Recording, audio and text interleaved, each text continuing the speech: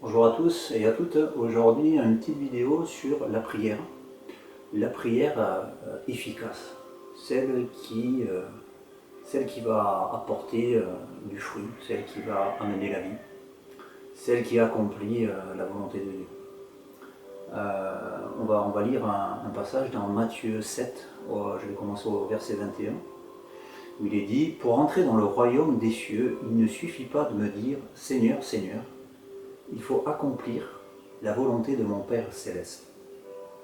Au jour du jugement, nombreux sont ceux qui me diront « Seigneur, Seigneur, nous avons prophétisé en ton nom, nous avons chassé des démons en ton nom, nous avons fait beaucoup de miracles à ton nom. » Je leur déclarerai alors « Je ne vous ai jamais connu, allez-vous-en, vous qui pratiquez le mal. » C'est un passage extraordinaire des Écritures, mais pour celui qui marche avec Christ, c'est quelque chose qui doit nous interpeller quand même. Donc, on voit que dans le nom de Jésus, beaucoup de choses peuvent se réaliser, des miracles, des guérisons, des prophéties. Et beaucoup, dans ce passage, on voit bien que beaucoup le font, ils prient au nom de Jésus et ils voient des choses miraculeuses se passer, des guérisons s'opérer, des paroles de révélation, de connaissance, etc. Donc la vie de l'esprit quelque part, les dons de l'esprit qui se manifestent. Et puis aussi quelque part, dans le nom de Jésus, on voit bien qu'il y a une puissance qui agit et qui est capable de faire ce que l'homme ordinaire ne peut faire. Et la deuxième chose, c'est que Jésus va leur dire je ne vous ai jamais connu. Retirez-vous, allez-vous-en, retirez-vous de moi, vous qui pratiquez l'iniquité. L'iniquité, c'est ce qui n'accomplit pas la volonté de Dieu, justement. On l'a vu au verset 21, il faut accomplir la volonté de mon Père céleste.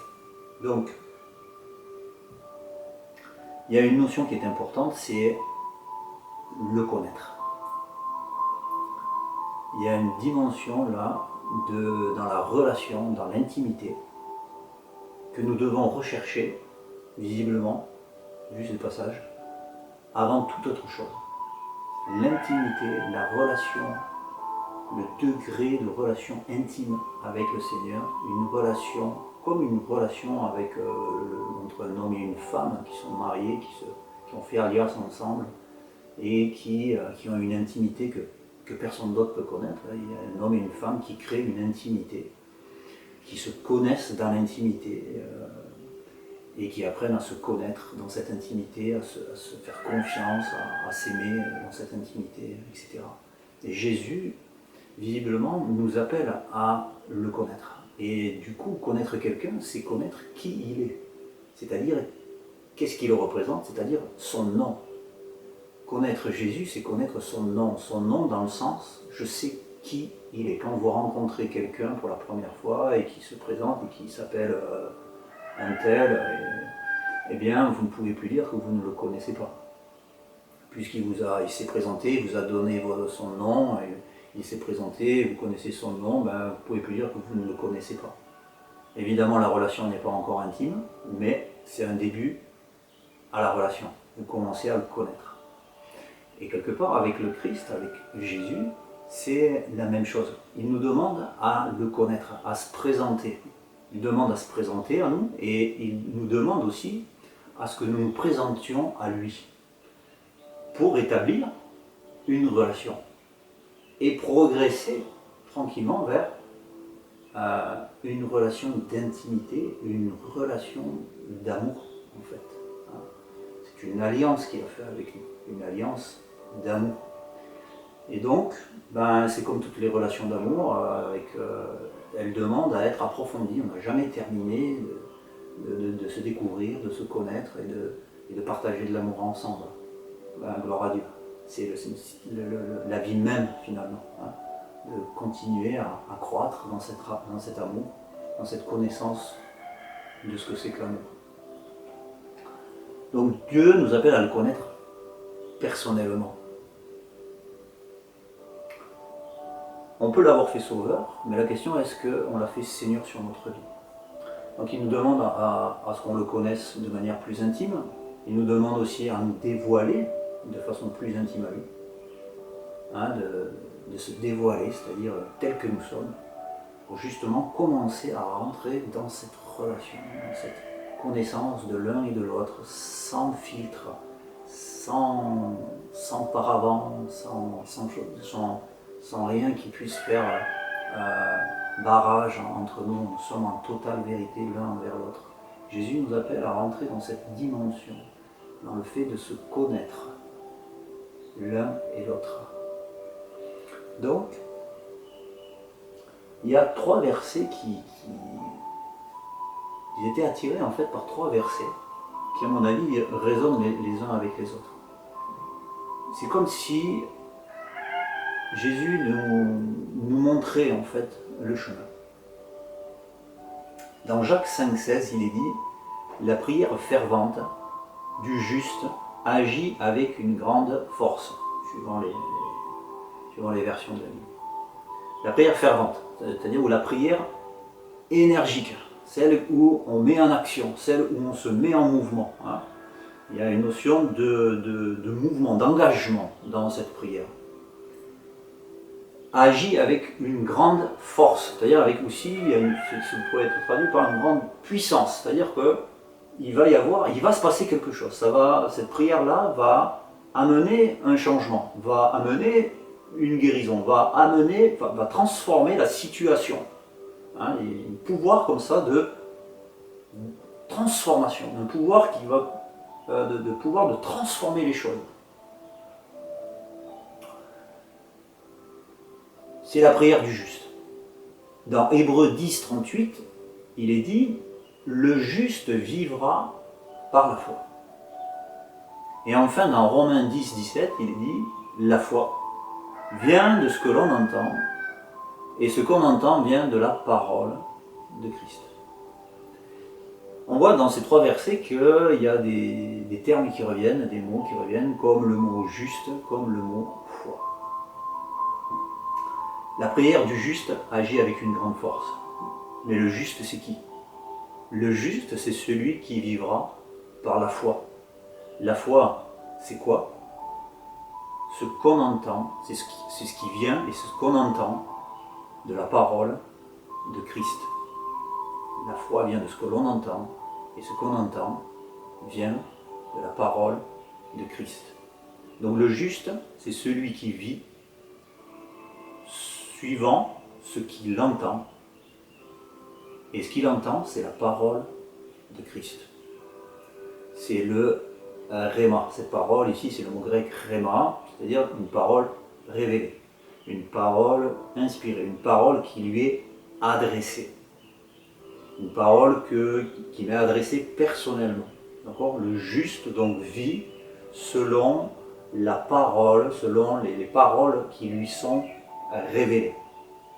Et donc la prière du juste, c'est un peu c'est pareil, c'est la prière de celui qui écoute la parole de Christ, la parole qui lui est révélée, et il ne fait que la délivrer. Le juste, c'est celui qui accomplit la loi divine. Le juste, c'est celui qui accomplit la volonté de Dieu.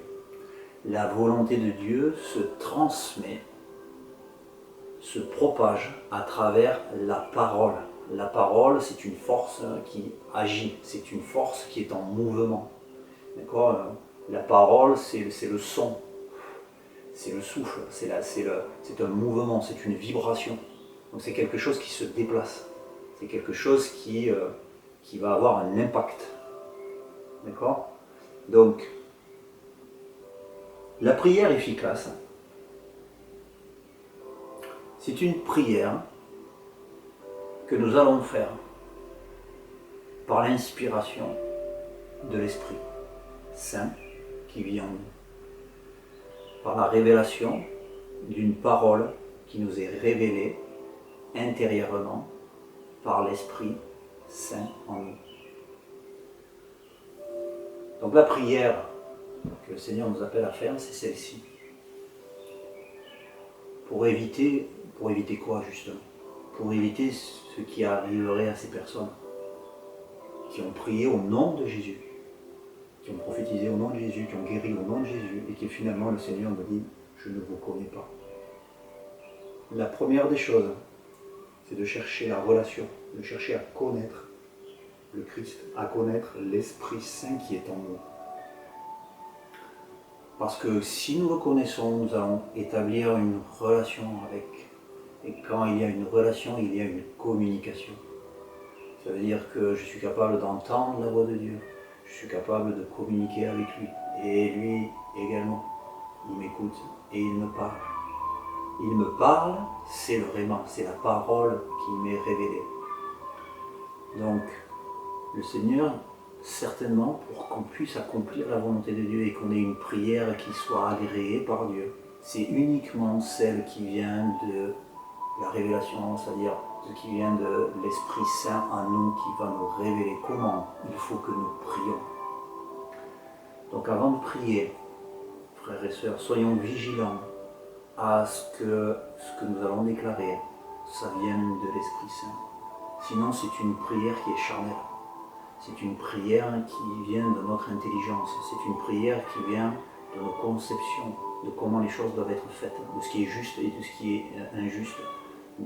Voilà. Donc, si on veut vraiment accomplir la volonté de Dieu et être connu de Dieu et que nous fassions véritablement ce que Dieu attend de nous, nous avons besoin de ce réma. Nous avons besoin de l'inspiration de l'Esprit Saint.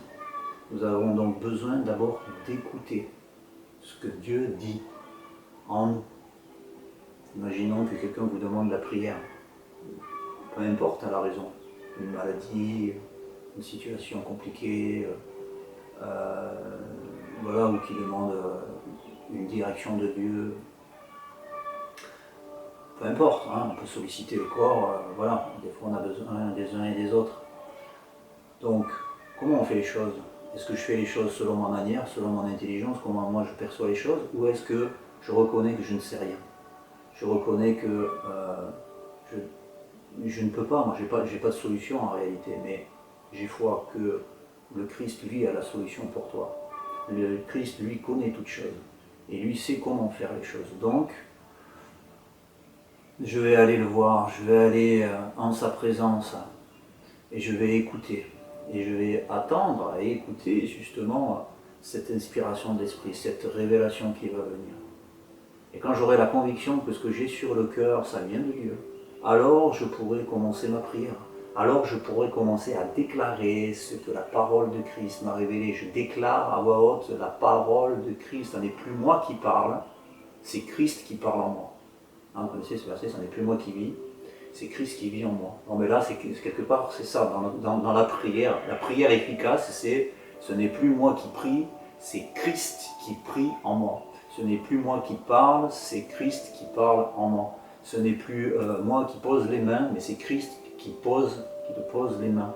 Ce n'est plus moi qui prophétise ou qui amène des paroles de connaissance selon je ne sais quelle inspiration, mais c'est Christ qui peut uniquement prophétiser. Il n'y a que Christ qui peut véritablement accomplir la volonté de Dieu. Donc, nous sommes des porte-paroles. Nous sommes les témoins, nous sommes les porte-paroles de cette parole de Christ, de cette parole révélée.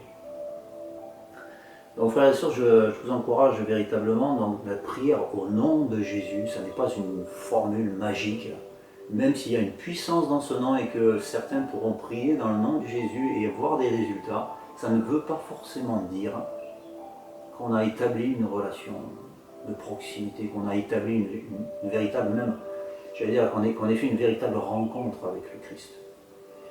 Et le Seigneur, la première des choses, c'est ce qu'il attend, il attend cette rencontre véritable, cette conversion véritable. La conversion, c'est de l'avoir rencontré, c'est d'avoir ressenti son amour, c'est d'avoir ressenti la paix qu'il peut nous donner. Ça se ressent dans le corps, ça se ressent dans notre âme, ça se ressent dans notre esprit, ces choses-là. Tant qu'on n'a pas vécu ces choses-là de manière profonde, on peut se poser la question, est-ce qu'il y a une véritable conversion? La première des choses, donc, le Seigneur veut que nous convertissions. Il veut que nous le connaissions de manière intime. Parce que lui, il a les paroles de la vie. Lui, il est la vérité. Et il veut nous la transmettre. Aucun doute là-dessus. Il veut que nous apportions et répandions cette parole, cette bonne nouvelle. Pour cela, nous avons besoin donc d'être à l'écoute, nous avons besoin de le connaître.